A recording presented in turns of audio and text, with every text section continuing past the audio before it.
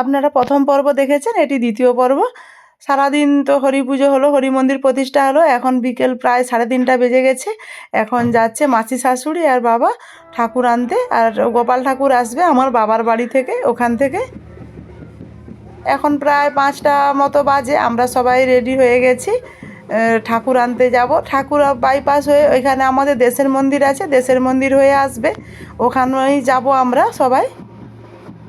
Band party বাজিয়ে টোটো হয়েছে, ওখানে বাড়ি থেকে সবাই বেরিয়ে গেছি সেজেগুজে। ওই মন্দির থেকেই ঠাকুর সবাই নিয়ে আসব। চলুন বন্ধুরা, ভিডিওটির সঙ্গে থাকুন, আশা করি সবার ভালো লাগবে।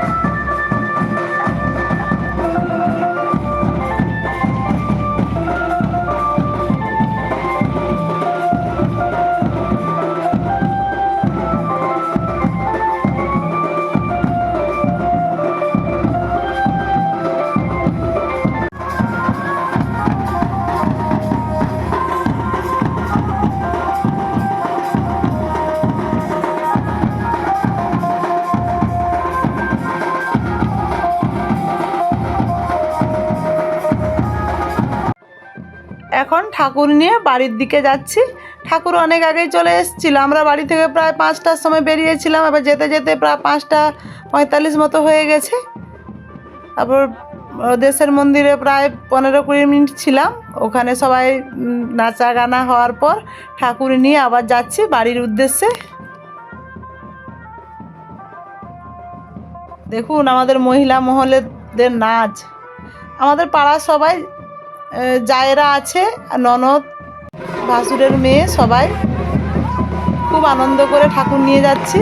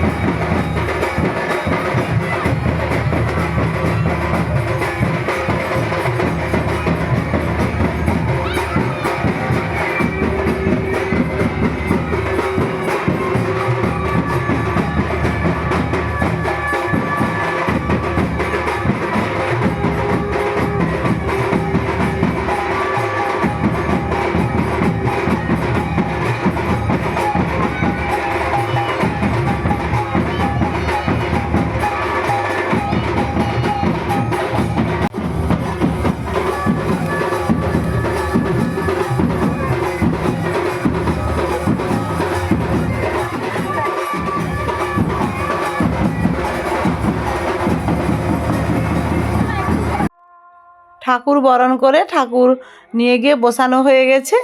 গতকাল আমি ভাবছিলাম যে দেখাবো এই আলো কেমন হয়েছে, কিন্তু গতকাল প্রচণ্ড ঝড় বৃষ্টি হওয়ার জন্য আমি আর ভিডিও করতে পারিনি।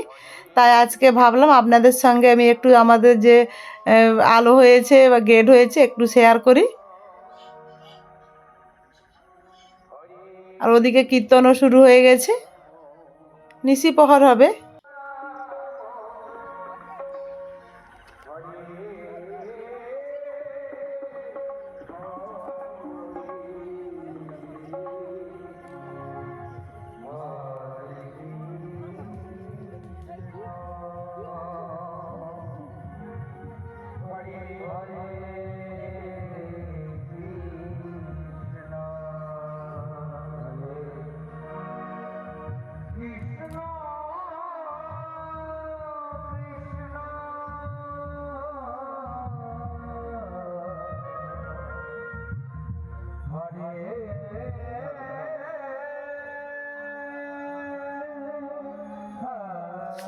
আর কেমন হয়েছে অবশ্যই কমেন্টে জানাবেন।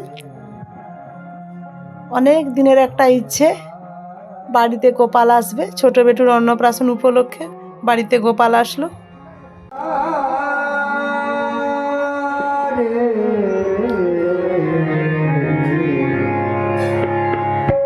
হরে কৃষ্ণ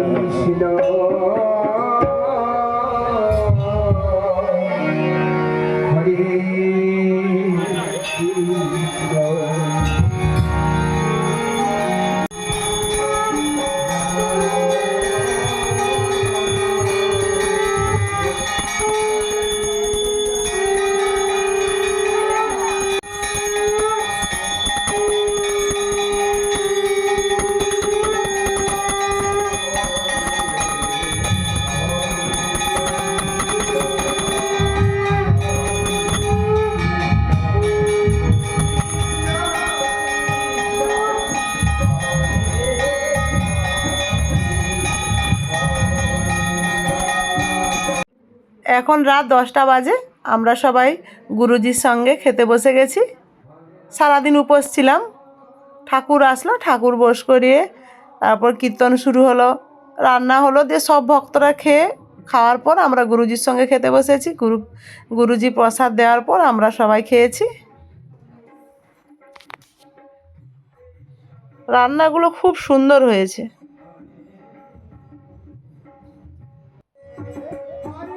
এখন রাত প্রায় 12টা বাজে, সবাই ঘুমিয়ে পড়েছে।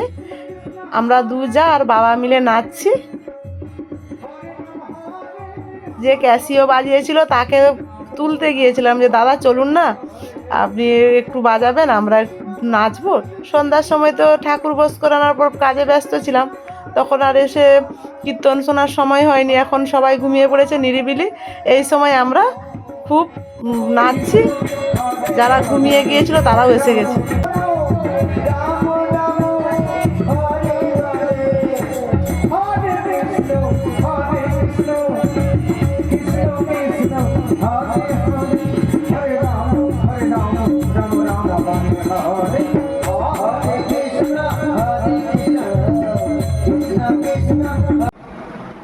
এখন রাত 3টা বাজে, সবাই ঘুমিয়ে পড়েছে, কিন্তু বাড়ির একজনকে জেগে থাকতে হয়, তাই আমি জেগে আছি। এখন দোতলাকে যাচ্ছি, যে যেমন পাচ্ছে যেখানে সেখানে ঘুমিয়ে পড়েছে, কেউ মশারি টাঙায়নি। সারা রাত কীর্তন হচ্ছে। আর দিদি জেগেছিল, বড় দিদি, 1:30টা পর্যন্ত। তারপর আমি জেগে আছি, বারবার চা করে দিচ্ছি। সারা রাত যারা গান করছে তারা তো চা খেতে চাইবেই। প্রায় 4-5 বার চা করে দেওয়া হয়ে গেছে। দেখুন ওদিকটাতে আমাদের রুমটার অবস্থা, খাটে যে যেমন পাচ্ছে ঘুমিয়ে পড়েছে, নিচে আমার মা আর কাকি ঘুমিয়ে পড়েছে। এইগুলো রাখলাম, সব দিন রয়ে যাবে ভিডিওতে। এই ছোট কাকি আর আমার মা, ঘুমানোর জায়গা নেই, যে যেখানে পাচ্ছে ঘুমিয়ে পড়েছে। আর এখানে আমার বাবা, ঠাকুরও ঘুমাচ্ছে।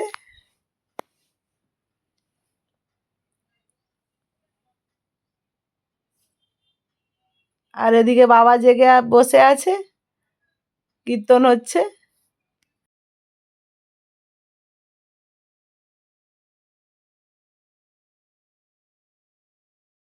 ভোর 4টায় স্নান করে চলে এসেছি আমি আর আমার ছোটো কাকি। আর আমাদের যে জেঠু ঠাকুর নিয়ে এসেছিলো সেও স্নান করে চলে এসেছে, ঠাকুর জাগিয়ে দিয়েছে, এসে আমাকে এগুলো সব পরিষ্কার করতে বলেছে।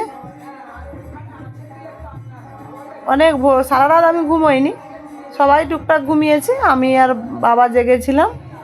কারণ বাড়ির একজনকে জাগতে হয়। আমার বরের যেহেতু হাই প্রেশার আছে তাই ওকে বলেছিলাম তুমি ঘুমাও, তোমাকে জাগতে হবে না। আমার দিদিমণিরও বয়স হয়েছে, আবার যা ছোটো বাচ্চার মা বল তোমরা একটু ঘুমাও, আমি জেগে থাকবো, তাই সারা রাত জেগেছিলাম। এখন প্রায় 7:30 মতো বাজে। ঠাকুরের ভোগ রান্নার বসিয়ে দেওয়া হয়েছে। এই 5 রকমের ভাজাটা করে দিয়ে আমি চলে যাব, তারপর জেঠু সব করবে। আমার 2 কাকি সব স্নান করে এসে সব কাটাকুটি করে দিচ্ছে। এই যে আনন্দ কি বলবো বন্ধুরা। আর এই সব আনন্দ বেশিক্ষণ থাকে না, হঠাৎ করে যেন এই আসলো ঠাকুর এই চলে যাবে। আনন্দের সময়গুলো দেখি তাড়াতাড়ি শেষ হয়ে যায়।